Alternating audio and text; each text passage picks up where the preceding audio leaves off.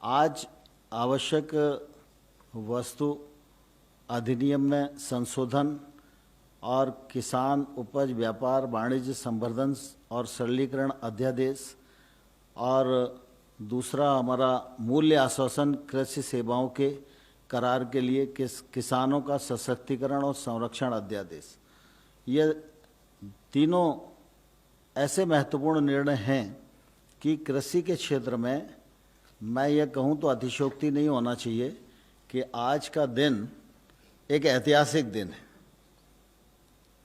जब इस बात की घोषणा हुई थी तो कई जानकार लोगों ने अपने विचार व्यक्त किए थे, तो उसमें कुछ लोगों ने यह भी कहा था कि देश तो 1947 में आज़ाद हुआ, लेकिन किसानों को आज़ादी अब इस अध्यादेश के माध्यम से मिलने जा रही है। इतना बड़ा महत्व इस ऑर्डिनेंस का है। इस ऑर्डिनेंस के माध्यम से सरकार की ये कोशिश है कि किसान पर जो अपने उत्पादन को बेचने के लिए प्रतिबंध लगे थे, उन प्रतिबंधों से पूरी तरह मुक्त किया जा रहा है।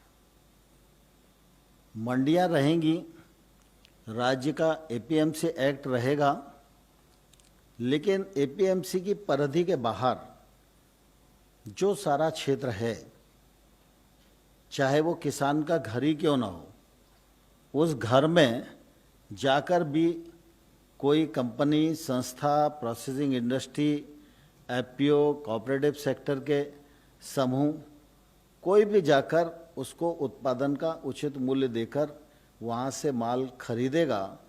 मंडी की परिधि के बाहर पूरा ट्रेड एरिया होगा जहाँ पर ट्रेड हो सकती है, और इस खरीद और बिक्री पर किसी भी प्रकार का कोई टैक्स किसी सरकार का नहीं होगा, कानूनी बंधन किसी भी प्रकार का नहीं होगा।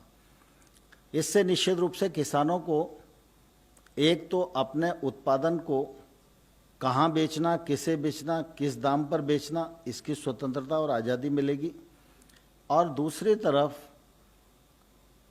आमतौर पर मंडी में जितने लाइसेंसी व्यापारी होते हैं, एक मंडी में ज़्यादा से ज़्यादा 25-30 लाइसेंसी होते हैं। जब ये खुलाव आ जाएगा तो इसमें कीमतों की प्रतिस्पर्धा में 30 की जगह 300 लोग आएंगे, और जितनी प्रतिस्पर्धा बढ़ेगी वह निश्चित रूप से किसान के लिए फायदेमंद होगी। इस में यह भी प्रावधान किया गया है कि बहुत सारी कानूनी अड़चनें न हों, किसी प्रकार का इंस्पेक्टर राज ना आए, क्योंकि मंडी से बाहर निकलेंगे प्रतिबंधों से, फिर कोई दूसरा इंस्पेक्टर आ गया, तो इससे भी बचाव रखा गया। इसलिए किसी के पास अगर पैन कार्ड है तो वह भी व्यक्ति खरीद कर सकता है, एफपीओ खरीद कर सकते हैं, कोऑपरेटिव सेक्टर के पैक्स वगैरह भी खरीद कर सकती हैं, लेकिन पैन कार्ड अगर होगा तो निश्चित रूप से वो लोग खरीद कर सकते हैं। दूसरा, कोई भी व्यक्ति ई प्लेटफॉर्म बना सकता है। ये ई प्लेटफॉर्म जो है, बनाने के लिए कोई भी व्यक्ति स्वतंत्र है, लेकिन उसके नियम केंद्र सरकार बनाएगी और उसका हिसाब किताब भी केंद्र सरकार रखेगी।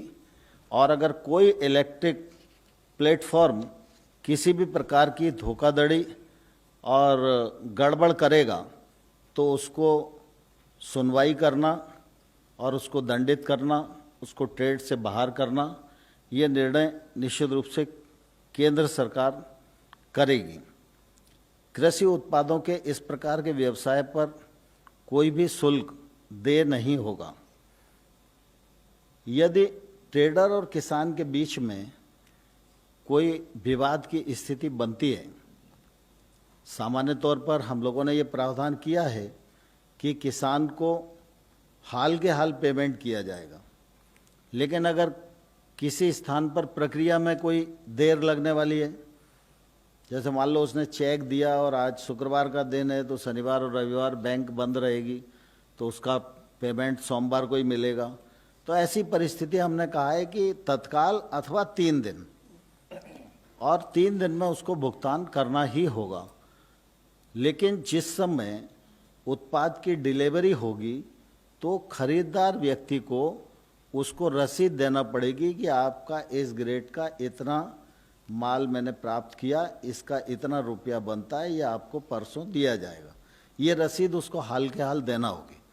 यदि कोई विवाद की स्थिति बाय द वे बनेगी तो ऐसी स्थिति में हम लोगों ने इसको न्यायालय से बाहर रखा है।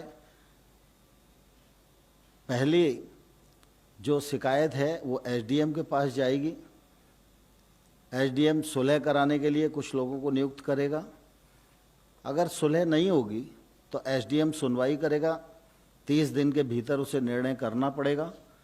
और अगर एसडीएम के निर्णय से संतोष नहीं है तो कलेक्टर के पास अपील हो सकेगी और कलेक्टर उसमें सुनवाई करेगा और निर्णय देगा। इस प्रकार से किसान को निश्चित रूप से इस मामले में पूरी सुरक्षा देने का काम हम लोगों ने किया है।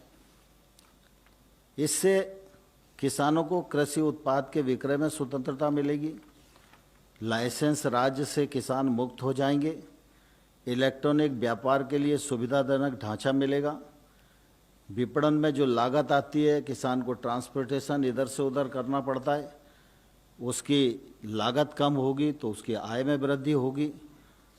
किसान अपना उत्पाद मंडी में ले जाने की बाध्यता से मुक्त हो सकेगा, सप्लाई चेन मजबूत होगी, कृषि के क्षेत्र में निवेश बढ़ेगा और एक देश एक मार्केट जैसा प्रकाश जी ने कहा, यह सुनिश्चित करने में यह अध्यादेश निश्चित रूप से अपनी सार्थक भूमिका का निर्वहन करेगा।